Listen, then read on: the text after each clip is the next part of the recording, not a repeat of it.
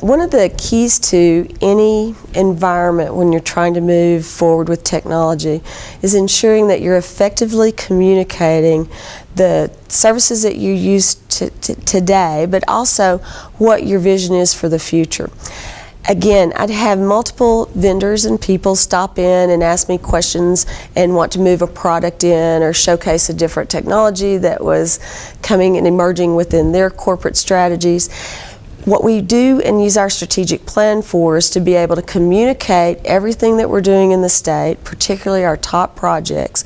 We actually have a landscape of the types of equipment that we're using, storage devices. We get down to that geek level, and then we're able to establish a vision. So everyone who comes to visit us or takes a look at our website can see that strategic plan, align their roadmap to our roadmap. Sometimes it will fit and sometimes it won't, but you're knowledgeable before you ever walk in the door.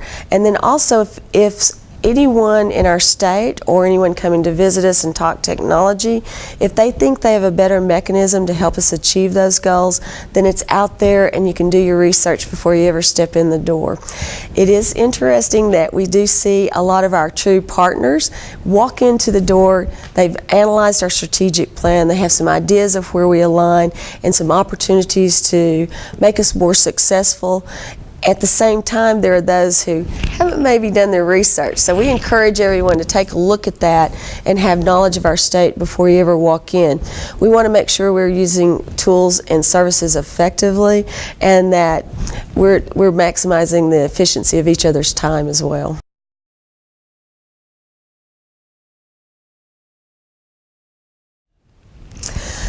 I think the challenges are keeping up with all the emerging trends. We also have an organizational structure across state government. We're decentralized or not consolidated. So I win all of our customers using our services through customer service and pricing and ensuring that we're getting the best value for the state. So there's an opportunity, whatever you're doing, for trying to implement enterprise architecture, and we're seeing some new turnover in state government employees as people retire and move on to different careers. When you see the incoming new CIO at the agency level, my challenge is ensuring that they understand sometimes we do things for the greater good, and that you've got to be part of the enterprise approach and enterprise architecture to ensure we all get the best value for the technology dollars that we're spending. The other is ensuring that the legislative process and the budgeting process, sometimes with technology procurements, you'll have a high dollar investment. And if you're not a technologist and you haven't thought through that total cost of ownership, you'll think, I've spent $10 million. I will never have to spend any more money on that solution. So that goes away, and now I can look to the next generation of solution. We've got to be very efficient and cost effective in how we look at that total cost of ownership, ensuring that we're funding not only the initial procurement, but to keep it up to date, maintained, and smoothly operating. Sometimes for non-technical people that can be a challenge, and we see that every now and then. So my job is to be that salesperson and that communicator, and then also that business person who can ensure that everyone understands in their IT budget how not only to make a good procurement, but to keep it healthy and to keep Arkansas moving forward with the right dollars for operations and maintenance.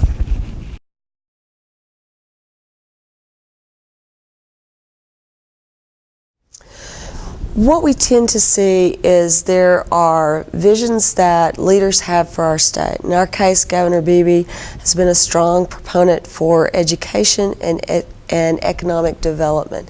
They pretty much go hand in hand because we want to ensure that Arkansans have a long and tenured success in our state and we continue to move forward. With that, that means when you translate that into technology-related services, those also tend to be the budgeted areas of where we are ensuring that we're spending our dollars wisely and ensuring that the technology dollars are being driven to the areas of need. So think about how when I went to high school in 1978, there were no computers. In fact, I have a computer science degree, and I graduated in a time frame that personal computers were just being introduced to the consumer market. So I was on the cusp of what I then thought was evolution. I think about it today that my son has never had a phone since he's left our home. He's never had a phone that plugs into the wall. So what are the students that we're educating today, what technology trends do we see that we can better enable them to be ready for those jobs of the 21st century? When they walk out the door, how can we be able to prepare them? So trending to that, we also see public safety needs that are ever critical. We had a horrific tornado which leveled communities, brand new homes that were just brought down to foundation. Our job as the emergency support function too is to ensure that first responders have radio systems in place to be able to do search and rescue, and that those systems never go down.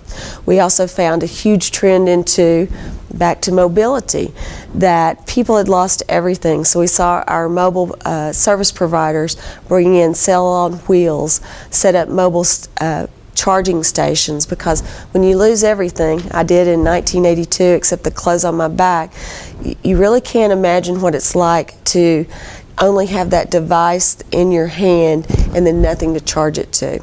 So our job is to ensure that the dollars we invest are there in times of need. Not only are they looking to the future for education for our kids and for those in continuing education, but how do we also ensure that we're placing those dollars that can then fund other initiatives for economic development and the next technology trend of the future.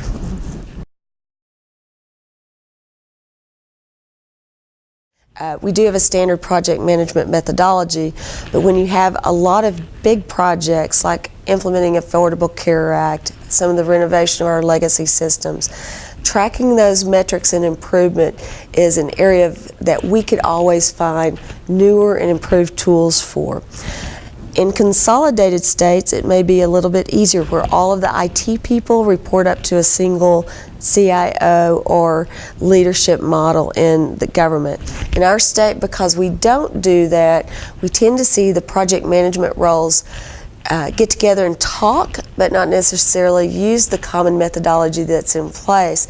And our metrics will be used to ensure that we want to grow that use of metrics across the technology arena, ensure that we're all using the same metric to measure project success, that it's on schedule, on budget, and that we're using effective change control.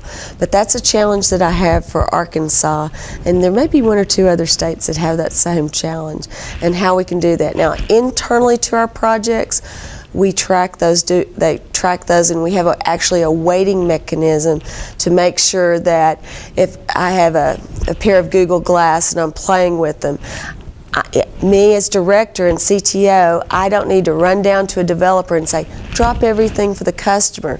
Let's do an app with Google Glass. That wouldn't fall into our prioritization. So we have a mechanism when we get those great ideas, how do we make sure that we're utilizing our workforce effectively?